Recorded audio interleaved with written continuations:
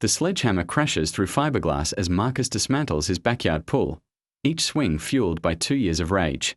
But when the police sirens wail down Maple Street and Officer Rodriguez asks why the neighborhood's most vindictive woman is standing in his yard, soaking wet, mascara streaming, clutching a soggy legal document, Marcus realizes his moment of rebellion has unleashed something far more dangerous than he ever imagined. Sometimes, karma doesn't just knock, it floods. The sledgehammer felt heavier than it should have, but Marcus Chen gripped it tighter anyway. Sweat beaded on his forehead despite the October chill, and his shoulders ached from 3 hours of methodical destruction. But every crack in the fiberglass, every chunk of concrete that crumbled away, felt like a small victory against 2 years of absolute hell. "Take that, you piece of shit," he muttered, bringing the hammer down on another section of the pool's edge. The satisfying crunch echoed across his backyard, drowning out the distant hum of Saturday afternoon suburbia.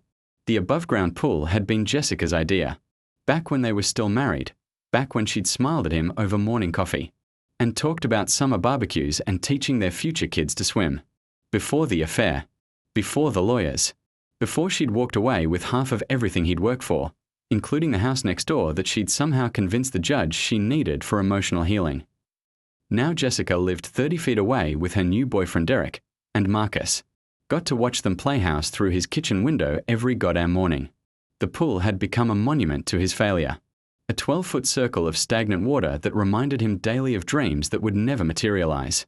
So today, after Karen Mitchell from 2 houses down had left another passive-aggressive note about property values and neighborhood standards, Marcus had finally snapped. "Mr. Chen, what exactly do you think you're doing?" The voice cut through, his therapeutic destruction like nails on a chalkboard. Marcus didn't need to turn around to know that Karen Mitchell stood behind him, probably with her hands on her hips and that pinched expression that made her look like she'd been sucking on lemons for the past decade. He set down the sledgehammer and turned slowly. Karen stood at the edge of his yard, her bleached blonde hair pulled back in its signature tight bun, wearing a navy tracksuit that somehow managed to make her look both athletic and uptight. She clutched a manila folder against her chest like a shield. "I'm taking down my pool, Karen. On my property. Which, last I checked, isn't any of your business." "Oh, but it is my business," she said, stepping uninvited onto his lawn. "This neighborhood has standards, and your little tantrum is affecting all of our property values. I've been documenting everything." She opened the folder, revealing what looked like photographs and printed emails. "The HOA board meets Monday night, and I have more than enough evidence to file a formal complaint. This," she gestured at, "the demolished pool, is exactly the kind of chaos that ruins a community." Marcus felt his jaw clench. "There is no HOA in this neighborhood, Karen. You keep pretending there is, but signing up 3 houses for your fake association doesn't. Make it real." "The Maple Street Homeowners Coalition is perfectly legitimate," she snapped. "And we have every right to protect our investments from people who clearly don't understand proper maintenance and community standards." Community standards. Marcus laughed, but there was no humor in it. "You mean like when you called code enforcement on Mrs. Rodriguez because her roses were too colorful? Or when you tried to get the Patels' food truck banned from parking in front of their own house?" Karen's face flushed red. "Those are legitimate concerns about what? About people who don't look like you or act like you actually enjoying their lives." The words hung in the air between them, and Marcus saw something shift in Karen's expression. The self-righteous indignation crystallized into something colder, more calculating. "You know what your problem is, Marcus." She stepped closer, lowering her voice to a venomous whisper. "You think your little pity party gives you the right to drag down everyone around you.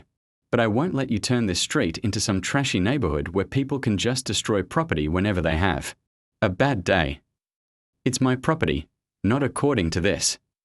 She pulled out a document from her folder with a flourish. "I did some research after your last little outburst about the roses. Turns out your property line doesn't extend as far as you think it does. That pool, about 30% of it sits on county land, which means you're destroying public property." Marcus stared at the paper, his heart sinking as he recognized the official county seal. "That's impossible. I had it surveyed when I bought the house 6 years ago, before they redrew the boundaries for the storm drain project. I checked. With the county myself. 3 times. Karen's smile was pure malice. So either you stop this right now and restore everything exactly as it was, or I call the sheriff and have you arrested for destruction of public property. The sledgehammer suddenly felt like it weighed 1,000 pounds. Marcus looked at the half-destroyed pool, at the chunks of concrete and twisted metal scattered across his yard, at 2 years of rage and frustration made manifest in a pile of rubble. You're lying. Am I? Karen held up her phone. Sheriff Rodriguez is on speed dial. 1 call, Marcus. That's all it takes.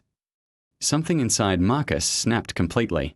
Not the controlled anger that had fueled his morning demolition, but something primal and desperate. He'd lost his marriage, his house, his sense of purpose, and now this woman, this sanctimonious, bitter woman, was trying to take away the one thing that had given him any sense of control in months. You know what, Karen? He picked up the sledgehammer again. Call him. Her eyes widened. What? Call Sheriff Rodriguez. Tell him to come on down and arrest me for destroying my own pool on my own property with your fake HOA paperwork. It's not fake. Then prove it. Marcus raised the hammer above his head, positioning it over the pool's filtration system. Call the cops, Karen. Right now. Let's see how legitimate your little power trip really is. For a moment, Karen hesitated. Then her finger hovered over her phone screen, and Marcus saw the exact moment she committed to the nuclear option. Fine, she said, dialing. Sheriff Rodriguez? This is Karen Mitchell on Maple Street. I need to report destruction of public property. Yes, I'll hold. Marcus brought the sledgehammer down on the filter housing with everything he had left. Plastic exploded in all directions, and something inside the mechanism gave way with a satisfying crack. Water that had been circulating through the dying pool system suddenly had nowhere to go. That's it, Karen hissed into the phone. Yes, he's actively destroying county property right now. Please hurry. Marcus hit the system again, and this time something much more dramatic happened. A coupling that had been holding back the main water line snapped completely, and suddenly a geyser of pressurized water erupted from the broken filter system. The spray caught Karen full in the face. She screamed, stumbling backward as the high-pressure jet soaked her from head to toe. Her phone flew from her hands, landing in the rapidly growing puddle at her feet. Her carefully arranged hair came loose from its bun, and her navy tracksuit turned black with water. My phone, she shrieked, diving for the device just as another burst of water caught her square in the back. Marcus stood frozen, sledgehammer still raised, watching 30 gallons per minute of county water turn his nemesis into a drowned rat. The broken system showed no signs of stopping, and Karen was now on her hands and knees in the mud, frantically trying to retrieve her phone from the growing lake in his backyard. Turn it off, she screamed. Turn it off right now. I don't know how. Marcus called back and realized with dawning horror that this was absolutely true. He'd destroyed the shut-off valve 20 minutes ago. The water kept coming. Karen kept screaming. And in the distance, growing steadily louder, Marcus could hear the wail of police sirens racing down Maple Street. He looked at the sledgehammer. In his hands, at the woman flailing in the muddy water in his yard, at the legal document now floating like soggy origami in the flood, and realized that his small act of rebellion had just become something much, much bigger. The sirens were getting closer, and Karen Mitchell was about to have some very interesting things to explain to Sheriff Rodriguez about why she was soaking wet in Marcus Chen's backyard, clutching county documents that were rapidly dissolving into pulp. Sometimes, Marcus thought as he set down the hammer and prepared to face whatever came next, karma doesn't just knock on your door. Sometimes it floods your entire world. Sheriff Miguel Rodriguez had been patrolling Maple Street for 8 years, and in that time, he'd learned to dread Karen Mitchell's voice on the dispatch radio. The woman called in everything from suspicious pedestrians, teenagers walking to school, to noise violations, children playing in their own yards. But as he pulled up to 1247 Maple Street, his patrol car's lights cutting through the afternoon shadows, Rodriguez realized this call was different. For starters, Karen Mitchell was standing in someone's backyard looking like she'd been dunked in a swimming pool. Her signature navy tracksuit clung to her frame, her bleached hair hung in wet strings around her face, and she was frantically trying to wring water out of what looked like legal documents. Marcus Chen stood 20 feet away holding a sledgehammer. surrounded by the remains of what had once been an above-ground pool. Water gushed from a broken filtration system, turning the backyard into a swamp that reached halfway to Rodriguez's ankles as he stepped through the gate. "Jesus Christ," Rodriguez muttered, reaching for the radio clipped to his shoulder. "Dispatch, this is Unit 47. I'm going to need public works out here for a water main issue." "It's not a water main," Karen shrieked, sloshing toward him through the mud. "He destroyed county property. I have documentation." She thrust the soggy papers at Rodriguez, who accepted them with the weary resignation of a man who'd been through this dance before. The documents were barely legible, the ink bleeding, across waterlogged pages that felt like wet tissue paper in his hands. "I'm going to need you to slow down and explain what happened here," Rodriguez said, then turned to Marcus. "Mr. Chen, you want to shut off that water before it floods the whole neighborhood." Marcus ran his hand through his hair, leaving a streak of mud across his forehead. "I don't know how. I broke the shut-off valve." "Of course you did." Rodriguez waded over to the fountain of water erupting from the destroyed filter system. He'd grown up in a house with a pool. This wasn't rocket science. But as he knelt down to examine the break, he noticed something that made him pause. "Mr. Chen, how long has this pool been here?" 6 years. Installed it right after I bought the house." Rodriguez studied the foundation beneath the broken system. The concrete pad extended well beyond the pool's current footprint, and there were PVC pipe stubs coming up from the ground that suggested a much more elaborate setup than the simple above-ground model currently leaking all over creation. "Karen," he called out, still examining the plumbing. "You said something about county property." Karen stumbled over, clutching her ruined phone. The property lines were redrawn 3 years ago for the storm drain project. Part of his pool sits on county land, which means he's been illegally occupying public property and now he's destroyed it. 3 years ago. Rodriguez stood up, water dripping from his uniform sleeves. The storm drain project was completed 5 years ago, and the property line adjustments happened then, not 3 years ago. The color drained from Karen's face, which was impressive considering she was already pale from the cold water. The county office told me." "Which county office?" The property records office." Rodriguez pulled out his own phone, which unlike Karen's had survived the impromptu water park experience, and dialed a number from memory. "Hey, Janet, it's Miguel Rodriguez. Yeah, I know it's Saturday. Listen, I need you to pull up the property records for 1247 Maple Street." "Yeah, I'll hold." While they waited, Rodriguez noticed that Karen kept glancing toward the house next door, where a woman in her 30s was watching the scene unfold from her kitchen window. The woman looked familiar, but Rodriguez couldn't quite place her. "Janet?" "Yeah, I'm here." Rodriguez listened for a moment, his expression growing more serious. "Are you sure about that? Okay, can you email me a copy of the current survey? Thanks, you're a lifesaver." He hung up and looked directly at Karen. "According to county records, Mr. Chen's property line extends 15 feet beyond his current pool.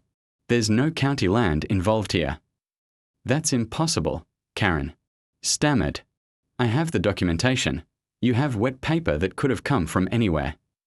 Rodriguez's voice took on the authoritative tone that usually ended neighborhood disputes quickly. "Now, I need to know why you called in a false report about destruction of public property." Marcus felt a surge of vindication so powerful it almost made him dizzy. "She's been harassing me for months with this fake HOA bullshit, leaving notes, threatening to call code enforcement, trying to control what everyone does in their own yards." "That's not true," Karen protested, but her voice cracked on the words. "The Maple Street Homeowners Coalition is legitimate. We have bylaws and everything." Rodriguez said carefully. "There is no registered HOA for this street." "I know, because I live 4 blocks over, and I looked into it when I bought my house. These streets were specifically platted without deed restrictions." The silence that followed was broken only by the continued gushing of water from Marcus's broken pool system. Karen stood frozen, her mouth opening and closing like a fish out of water, which, Rodriguez reflected, was ironically appropriate given her current condition. "However," Rodriguez continued, turning to Marcus, "you do have a problem. That water line you broke? It's connected to the municipal supply. You're currently flooding your yard with about $50 worth of city water every minute. Shit. Marcus looked at the expanding lake in his backyard. Can you shut it off from the street? I can call Public Works, but they won't be here for at least an hour on a Saturday. You need to find the main shutoff for your house. As if summoned by the mention of practical solutions, the woman from next door finally emerged from her house. Rodriguez recognized her now, Jessica Chen, Marcus's ex-wife.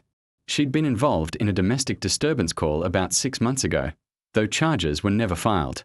The main shutoff is in the basement, Jessica called out as she approached, next to the water heater. Marcus stared at her. Why are you helping me? Jessica shrugged, stepping carefully around the expanding puddle. Because $50 a minute adds up fast, and you're still paying half the mortgage on this place. The casual intimacy of that revelation hung in the air like a bomb waiting to explode. Rodriguez saw Karen's eyes narrow with predatory interest.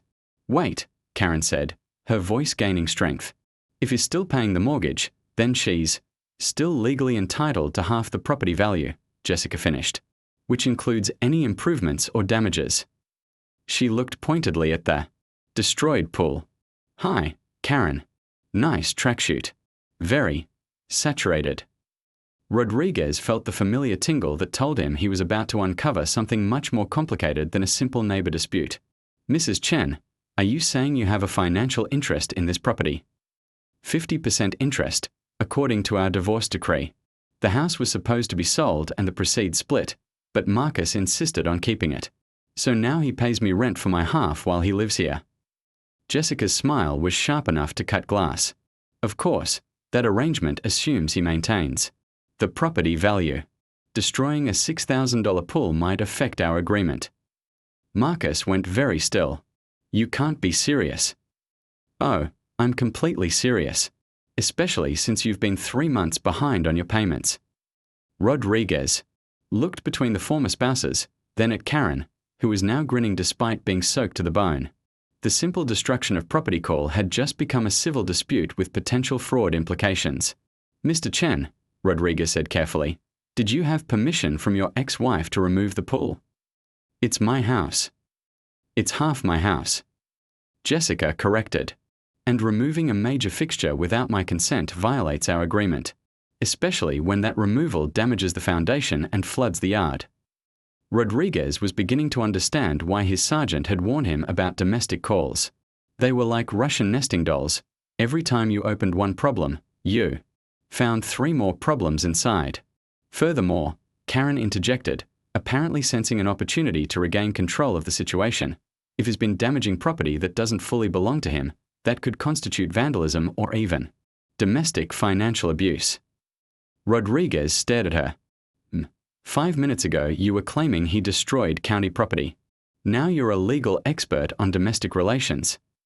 Karen's face flushed red beneath the muddy water stains. I'm just saying that someone needs to protect property values. In this neighborhood, we can't have people destroying their own homes out of spite. Spite? Marcus's voice rose dangerously. You want to talk about spite? You've been leaving passive-aggressive notes on my door for months. You called code enforcement on Mrs. Rodriguez for having too many wind chimes. You tried to get the Patel's son arrested for skateboarding in front of his own house. Those are legitimate quality of life issues. No, Rodriguez interrupted, his patience finally exhausted. Those are harassment campaigns. He turned to address all 3 of them. Here's what's going to happen. Mr. Chen, you're going to shut off your water and clean up this mess. Mrs. Chen, if you have a civil dispute about property damage, you can file it through the proper channels. And Karen. Rodriguez paused, studying. The woman who had caused him more paperwork headaches than any 3 criminals combined. Karen, you filed a false police Karen Mitchell sat in the back of Sheriff Rodriguez's patrol car, her muddy tracksuit leaving brown streaks on the vinyl seats. Her hands were cuffed behind her back, and her carefully constructed facade of suburban respectability had crumbled, as thoroughly as the legal documents dissolving in Marcus's flooded yard. Rodriguez finished photographing the surveillance photos with his phone before sealing them in an evidence bag. The images told a disturbing story of months-long obsession. Marcus working shirtless in his garden, reading by his pool in swim trunks, even private moments when he thought he was alone in his own backyard. "This is insane," Marcus said, his voice shaking with a mixture of rage and violation. "She's been watching me for months." "Looks that way," Rodriguez replied, carefully stacking the water-damaged evidence. "The timestamps go back to March. That's 6 months of documentation." Jessica stood beside Marcus, studying the photos over Rodriguez's shoulder. Her expression had shifted from smug satisfaction to genuine concern. "Some of these were taken at night," she said quietly. "Look at the lighting in this one. That's definitely after midnight." Rodriguez examined the photos she indicated. The infrared quality suggested it had been taken with a night vision camera or phone attachment. It showed Marcus sitting by his pool at what the timestamp indicated was 2:47 a.m., apparently unable to sleep. "That's when I was going through the worst of the insomnia," Marcus said, his voice barely above a whisper. "Right after the divorce was finalized. I couldn't sleep, so I'd come out here and just sit." The intimacy of that revelation made Rodriguez uncomfortable. These weren't just stalking photos, they were windows into a man's most vulnerable moments, captured without his knowledge or consent by someone who had positioned herself as his moral superior. "Sheriff Rodriguez." The voice came from the street, where a small crowd had gathered to watch the spectacle. Mrs. Rodriguez, no relation to the sheriff despite the shared name, was hurrying across the lawn, her face flushed with excitement. "Is it true? Did Karen really get arrested?" Behind her came Jim Patel, whose teenager had been one of Karen's frequent targets, and old Mr. Henderson from the corner house. Word was spreading fast through the neighborhood, and Rodriguez could see more residents emerging from their homes. "I can't comment on an ongoing investigation," Rodriguez said diplomatically.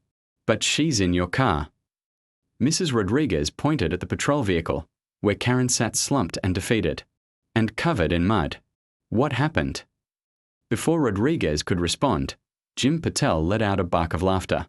"She finally got what was coming to her. That's what happened.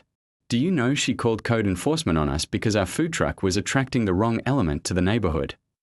She tried to have my grandson arrested for riding his bicycle after 6 p.m., Mr. Henderson added, his voice crackling with decades of accumulated resentment. Said it was loitering with intent to disturb the peace." Rodriguez felt the situation spiraling beyond his control. What had started as a simple property destruction call was now threatening to become a neighborhood uprising. But as he watched the residents sharing their stories of Karen's harassment, he realized something important. This wasn't just about stalking photos or fake HOA documents. This was about years of systematic intimidation that had made people afraid to live normally in their own homes. "Folks," he called out, raising his voice to address the growing crowd. "I understand everyone has concerns about Ms. Mitchell's behavior, but I need you to give us some space to process this scene." "What about our complaints?" Jim Patel asked. "I've got a whole file of her harassment. Threatening letters, false reports to the city, even photos she took of our customers without permission." Rodriguez paused in his evidence collection.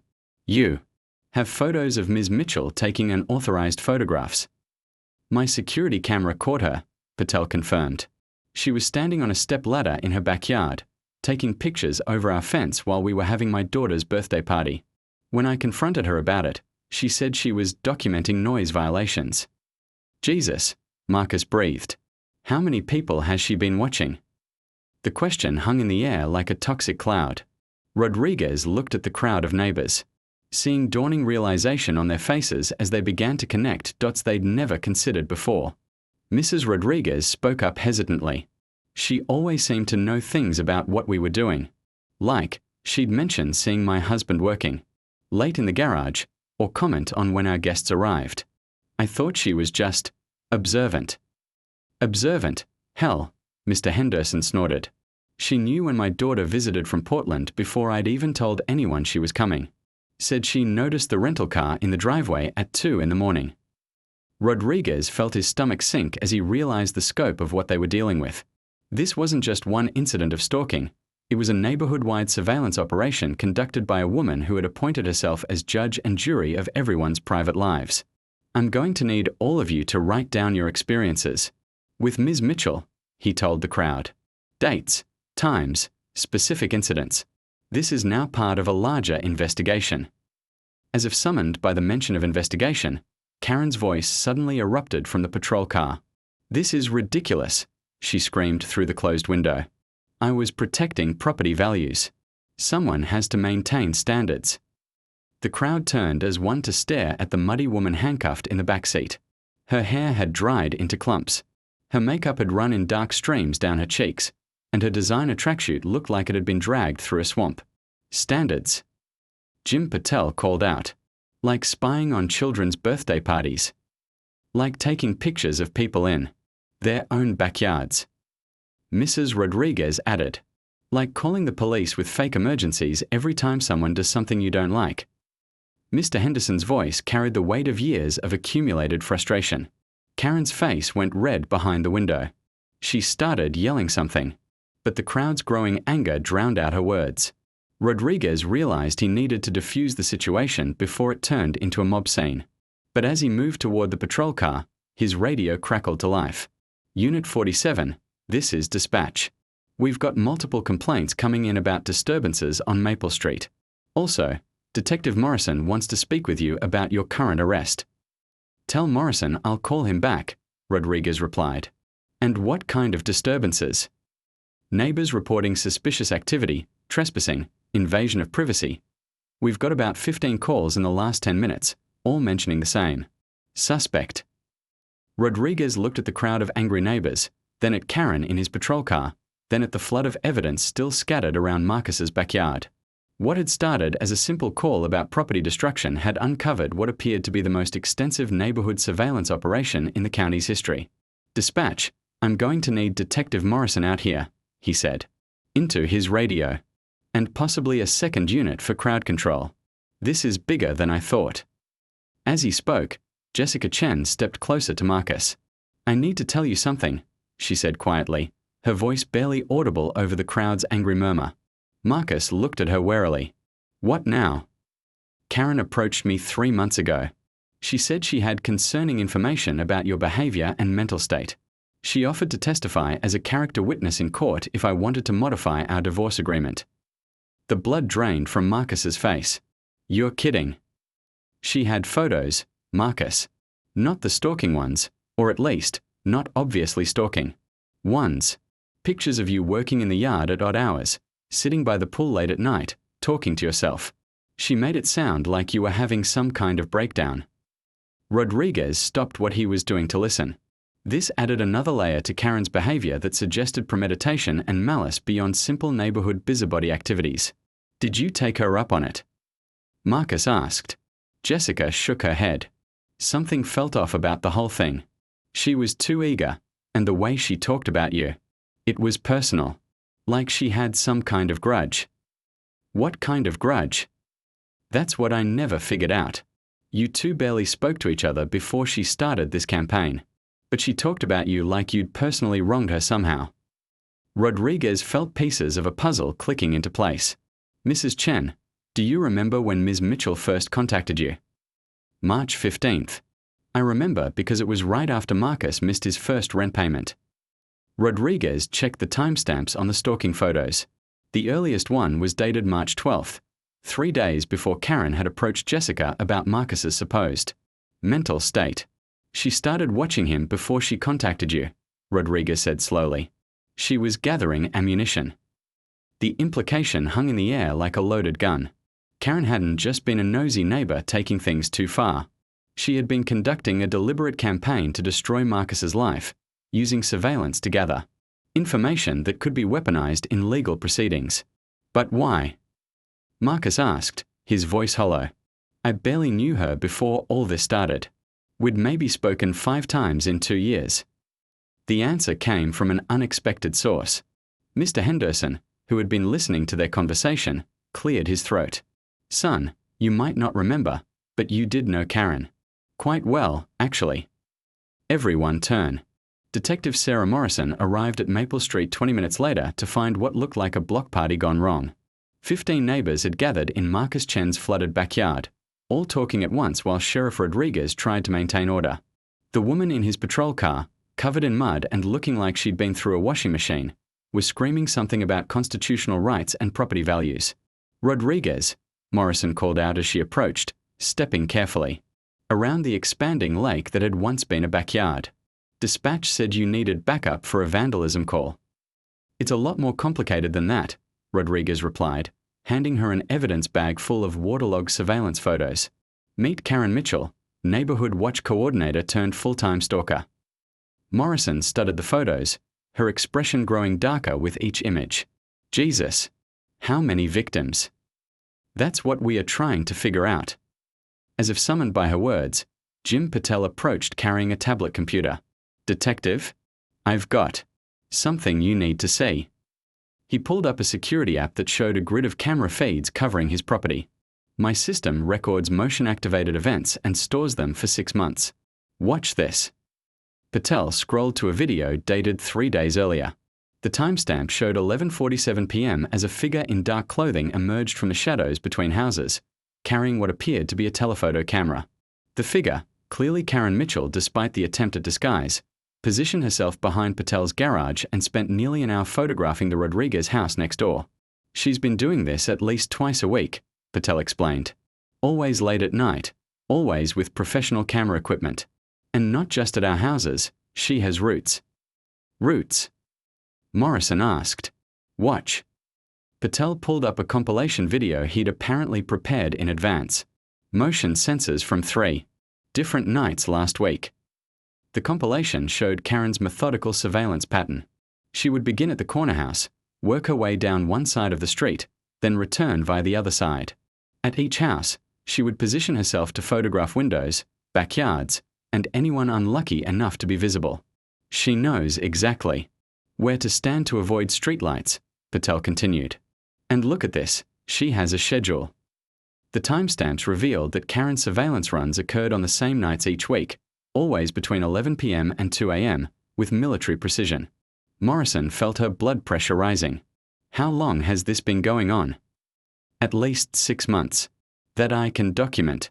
But Mrs. Rodriguez says she's noticed Karen's weird behavior for years. As if summoned by the mention of her name, Elena Rodriguez pushed through the crowd. Detective Morrison, I brought something you should see. She handed Morrison a manila folder thick with documents. I started keeping track of Karen's complaints about our family after she called code enforcement for the 5th time. Every incident, every phone call, every time she approached us in public. Morrison opened the folder to find meticulous documentation. Spanning 3 years. Complaint letters about wind chimes being noise pollution. Photos of the Rodriguez children playing in their yard with notes about unsupervised minors creating disturbances. Even copies of emails to city officials demanding investigations into suspicious foreign cooking smells coming from their kitchen. She called immigration services on us twice, Elena said quietly. Said we were probably here illegally because we cooked ethnic food and had too many family gatherings. I'm a 3rd-generation American citizen. My husband is a decorated Army veteran. The casual cruelty of that revelation hit Morrison like a physical blow. This wasn't just neighborhood nosiness, it was systematic harassment based on ethnic prejudice. I'm going to need copies of all this documentation, Morrison said, and I want to talk to every family on this street. As word spread that Detective Morrison was taking statements, more neighbors emerged with their own stories. The picture that developed was of a woman who had turned neighborhood surveillance into a weapon of terror. Marcus Chen stood in the center of it all, watching his private humiliation become public vindication. The man who had been portrayed as the neighborhood troublemaker was now revealed as the primary victim of an elaborate harassment campaign. Marcus, Jessica approached him as Morrison interviewed another neighbor. I owe you an apology. He looked at her warily. For which part? For believing her. When Karen showed me those photos and made it sound like you were having a breakdown. I should have realized something was wrong. But I was so angry about the divorce, about the money, about everything. Jessica's voice trailed off. You thought I was crazy. I thought you were self-destructive. And maybe part of me wanted you to be, because it would make it easier to justify taking half of everything you'd work for. Jessica looked at the remains of the pool, at the flood that had exposed Karen's secrets. But destroying that pool wasn't crazy. It was the sanest thing you could have done. Before Marcus could respond, Detective Morrison's voice cut through the crowd chatter. Mr. Patel, Can you show me that security footage again? I want to see the part where she's photographing the Rodriguez house. Patel pulled up the video, and Morrison studied it carefully. Pause it there. What's she looking at? The frozen image showed Karen positioned to photograph the Rodriguez house, but her camera was angled upward toward a second-story window. That's my daughter's bedroom, Elena Rodriguez said, her voice tight with controlled fury. The crowd went silent. Morrison felt her hand move instinctively toward her weapon, though Karen was safely locked in the patrol car 20 feet away. How old is your daughter, Mrs. Rodriguez? 15. Morrison turned to look at the patrol car where Karen sat watching them. The woman's face was no longer just muddy and disheveled. It was twisted with an expression of defiant rage that suggested she felt completely justified in her actions. Mr. Patel, I need every piece of security footage you have going back as far as your system stores it. Mrs. Rodriguez, we need to check your daughter's room for any signs of attempted entry or surveillance equipment. What kind of surveillance equipment? Elena asked, though her tone suggested she didn't really want to know the answer. Hidden cameras, listening devices, anything that doesn't belong. Morrison's voice was grim. If she's been this systematic about photographing the neighborhood, we need to assume she's been equally systematic about gathering intelligence. The implication sent a chill through the crowd. What had started as a story about an annoying neighbor had become something much darker. There's more, said a voice from the edge of the crowd.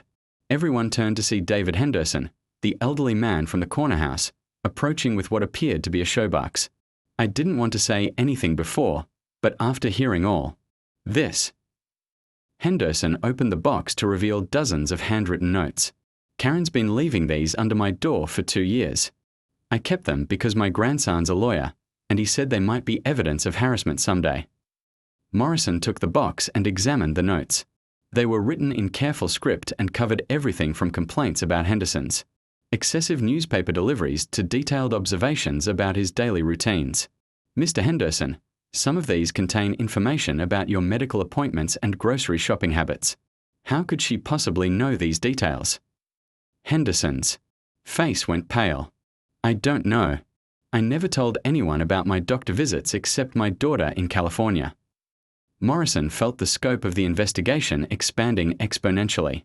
Sir, we need to check your house for listening devices. If she's been tracking your personal schedule this accurately, she's getting information from somewhere. As Morrison called for additional units and a forensics team, Rodriguez approached the patrol car where Karen sat today. He tapped on the window, and she looked up at him with eyes that held no remorse, only bitter justification. Karen, he said through the glass, how long have you been inside these people's homes? Karen's expression didn't change, but something flickered in her eyes, a moment of calculation, as if she was deciding how much to reveal. I have keys, she said finally, her voice muffled by the window but clear enough to understand. Rodriguez felt his stomach drop. What keys? I've been watching this neighborhood for 4 years, Sheriff. Do you know how easy it is to get keys? Made when people leave their houses unlocked while they're working in their gardens? When they trust their neighbors enough to leave spare keys under flower pots? The casual admission hit the crowd like a bomb. Elena Rodriguez let out a strangled sound, and several neighbors began pulling out their phones to call family members. How many houses, Karen? Rodriguez asked. Karen's smile was cold and satisfied. Enough. Morrison stepped up to the car. Window. You're now a suspect in multiple counts of breaking and entering, burglary, illegal surveillance, and stalking. I strongly advise you to stop talking. But Karen seemed beyond caring about legal advice. Years of careful secrecy had been shattered, and she appeared determined to make sure everyone understood the scope of her operation. You want to know the truth, Karen said, loud enough for the entire crowd to hear. This neighborhood was perfect before he moved in. She pointed at Marcus through the window. A nice, quiet street where people kept to themselves and maintained proper standards. Then David.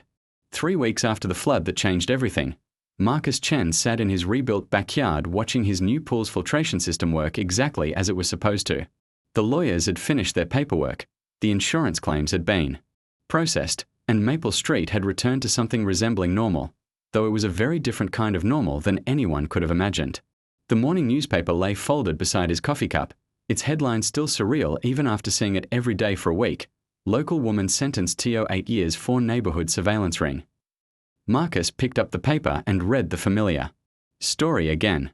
Karen Mitchell had ultimately pled guilty to 43 separate charges, including breaking and entering, stalking, illegal surveillance, harassment, filing false police reports, and what the prosecutor had termed domestic terrorism, through systematic intimidation. The FBI's investigation had uncovered evidence that Karen's operation extended beyond Maple Street to 2 other neighborhoods where she had conducted similar campaigns. But the most shocking revelation had come during the forensic search of Karen's house. Federal agents had discovered a basement room that could only be described as a surveillance command center. Multiple computer monitors displayed feeds from hidden cameras she had installed in 6 different homes.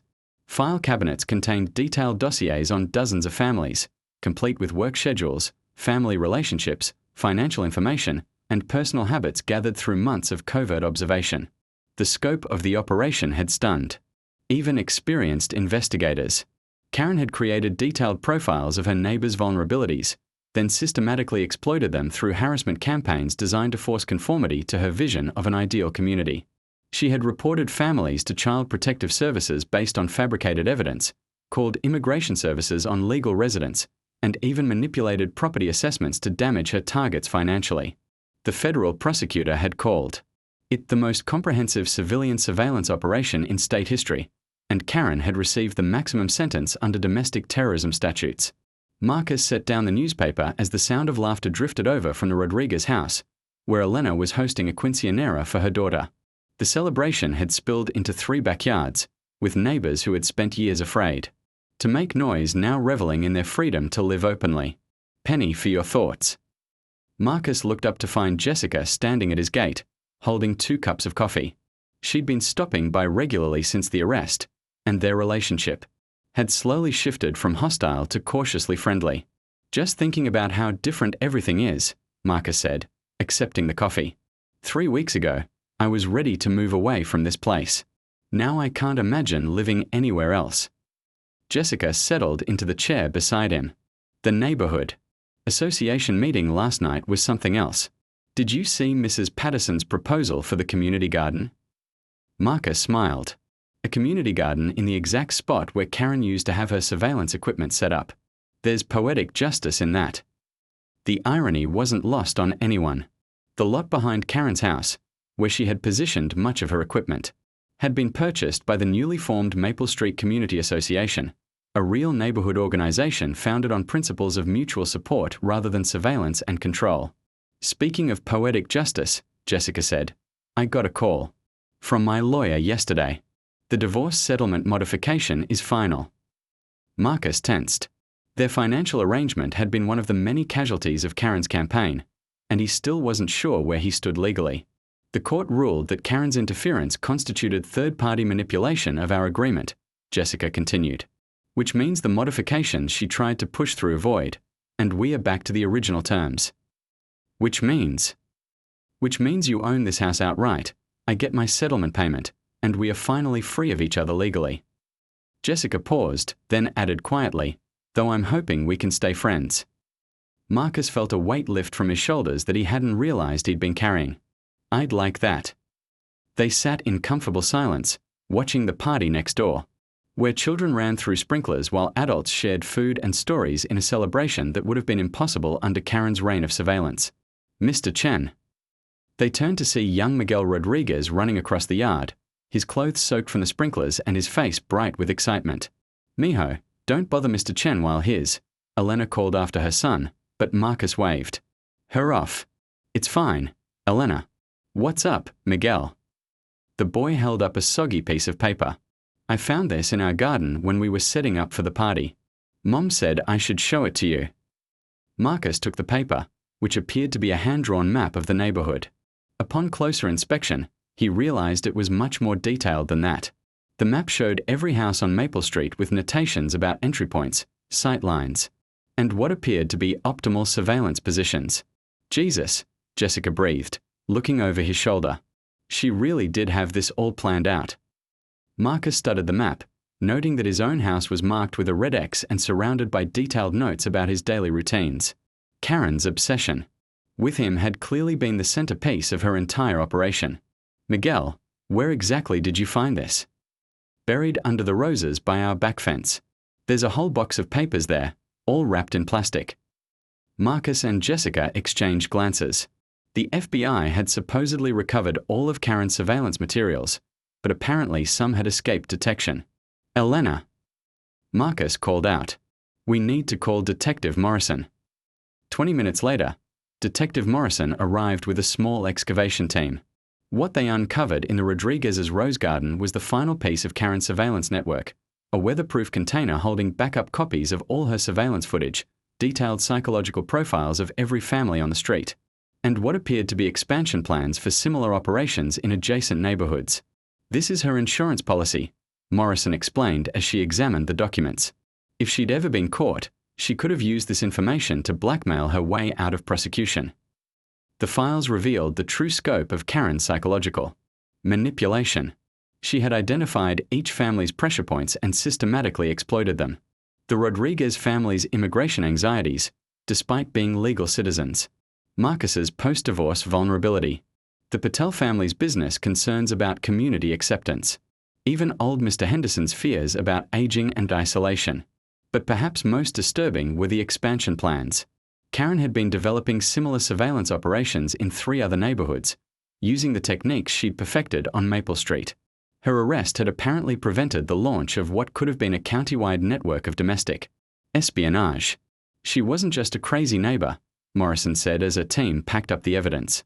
"She was essentially running a pilot program for civilian surveillance and control. If this had spread to other areas..." The implication hung in the air like a dark cloud. Karen's operation could have been the prototype for something much larger and more dangerous. As the investigation team departed, the neighbors gradually returned to the quinceañera celebration. But the discovery had cast a shadow over what should have been a purely joyful occasion. "It's over now, though, right?" Elena Rodriguez asked as the evening wound down. "She's in prison. Her equipment is gone. We found her backup files. It's really over." Marcus looked around at the faces of his neighbors, people who had spent years living in fear of judgment and surveillance, who were finally free to exist in their own homes without paranoia. Children were playing openly in yards that had been under covert observation. Families were gathering without fear that their conversations were being recorded. The community garden proposal would transform Karen's former surveillance post into something that brought people together rather than tearing them apart. "Yeah," Marcus said finally. "It's over." But as the celebration continued into the night, Marcus found himself thinking about the sledgehammer that had started it all. One moment of frustration, one act of destruction born from months of harassment, had brought down an entire network of domestic terrorism. Sometimes the most powerful revolutions began with the smallest acts of rebellion. Later that evening, as Marcus cleaned up his backyard, he discovered something wedged between 2 pool tiles that the forensics team had missed. It was a small waterproof camera, no bigger than a pen cap, that Karen had apparently hidden to monitor his private moments by the pool. Instead of feeling violated, Marcus found himself laughing. He held the tiny device up to the setting sun, thinking about the woman who had spent years of her life obsessing over his daily activities, who had sacrificed her freedom and sanity for the illusion of control over forces she never understood. "You know what, Karen?" he said to the camera, knowing she would never hear his words but finding satisfaction in saying them anyway. "I'm going to rebuild this pool bigger and better than before. I'm going to host parties that go late into the night. I'm going to live exactly the kind of life you spent so much energy trying to prevent. And you're going to miss all of it because you're sitting in a federal